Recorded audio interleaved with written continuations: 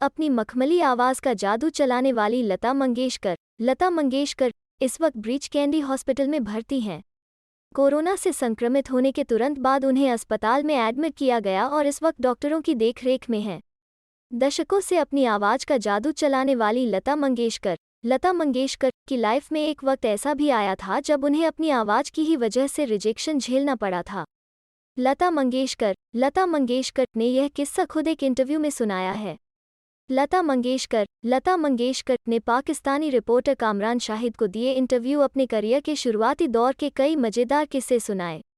उन्होंने कहा, जब मैं 5 साल की थी तब से मैंने गाना शुरू किया। मेरे पिताजी ने मुझे सिखाया। मेरे पिताजी बहुत अच्छा क्लासिकल गाते थे और उनकी ड्रामा कंपनी भी थी। जब मैं 5 साल की थी तो उन्होंने मुझे गाते हुए सुना और कहा कि तुम सीखो। मैंने सीखना शुरू किया। जब मैं 13 साल की थी तो मेरे पिताजी का स्वर्गवास हुआ और वहाँ से मेरा गाना बंद हो गया। तब मैं घर में छोटा मोटा रियाज किया करती थी। लता मंगेशकर कभी स्कूल नहीं जा पाईं। उन्होंने बताया, मैं स्कूल गई ही नहीं कभी, बस 2 दिन गई थी। मैंने जो सीखा वो सब घर में सीखा। लता मंगेशकर ने अपने इंटरव्यू में बताया कि उन्हें अपनी पतली आवाज़ के कारण रिजेक्शन झेलना पड़ा था। लता मंगेशकर ने यह किस्सा सुनाया और कहा, हमारे एस मुखर्जी साहब थे, जो फिल्मिस्तान के मालिक थे। उस वक्त शहीद फिल्म बन रही थी जिसका म्यूज़िक मास्टर गुलाम हैदर साहब का था। उन्होंने मुझे सुना। उन्होंने कहा कि मैं तुम्हारा गाना रिकॉर्ड करना चाहता हूँ। उन्होंने कहा तुम वही गाना गाओ, बुलबुलों मत रो यहाँ। मैं नूर जहाँ की फ़ैन थी तो मैंने वो गाना गाया। यह गाना कामिनी कौशल के लिए चाहिए था। यूसुफ भाई, दिलीप कुमार हीरो थे। जब मुखर्जी साहब ने सुना तो कहने लगे, नहीं ये आवाज़ तो बहुत पतली है, मेरी हीरोइन को सूट नहीं करेगा।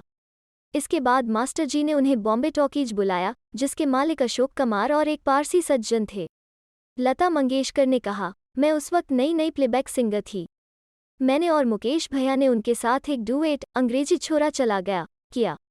और फिर वो जो गाना चाहते थे वो दूसरा गाना किया। वहाँ मुझे खेमचंद प्रकाश जी ने सुना और अनिल बिस्वास जी ने सुना, जो म्यूज़िक डायरेक्टर्स थे। उन्होंने कहा कि हम लता से गाना गवाना चाहते हैं। फिर खेमचंद जी ने मुझे बुलाया। एक पिक्चर मैंने उनके साथ जिद्दी की और इसके बाद महल किया। बता दें कि महल लता मंगेशकर की पहली हिट थी, जिसमें उनका गाना आएगा आने वाला खूब मशहूर हुआ। लता मंगेशकर ने बताया, जब मैं आएगा आने वाला गा रही थी तो अशोक कुमार तो कुछ नहीं बोलते, लेकिन जो पारसी सज्जन थे वो कहा करते ऐसा चाहिए, वैसा चाहिए। कमाल अमरोही साहब उसके डायरेक्टर थे। उस वक्त एको नहीं था। मुझे माइक से काफ़ी फासले पर खड़ा किया और दूर से मैं वो शेर, खामोश है जमाना, चुपचाप है सितारे, शुरू करते हुए माइक के पास पहुंची और फिर आएगा आने वाला शुरू किया। लता मंगेशकर ने बताया कि उन्हें इस गाने के लिए ऐसा कई बार करना पड़ा और यह रिहर्सल चलता ही रहा। उन्होंने बताया कि उन्हें कहा जाता कि ये ठीक नहीं हो रहा, फिर वापस जाओ, और ये करते करते वो थक गई थी। उन्होंने बताया कि उस वक्त एक बात काफ़ी बुरी थी उनके हिसाब से कि तब टेप रिकॉर्डिंग नहीं था।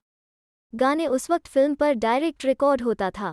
लता मंगेशकर ने बताया कि जब यह गाना फाइवली रिकॉर्ड करके वो बाहर निकली तब जाकर उन्हें चैन आया।